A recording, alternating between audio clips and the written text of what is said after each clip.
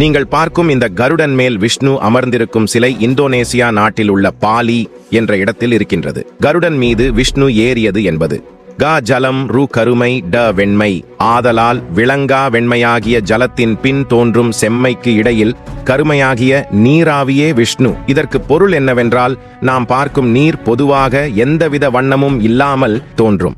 அதில் சூரிய ஒளி படும்போது சூரியனிலிருந்து வெளிப்படும் சிவப்பு கதிர்வீச்சுகளை உறிந்து கொள்ளும், நீல கதிர்வீச்சுகளை பரவவிடும். அதனால்தான் பகலில் தண்ணீர் நீல நிறமாக நமது கண்களுக்கு தெரிகின்றது.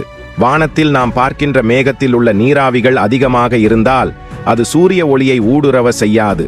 அதனால் மேகம் கருமை வண்ணமாக தெரிகின்றது. மேகத்தில் நீராவி சிறிதளவு இருந்தால் அதில் சூரிய ஒளி ஊடுருவும்.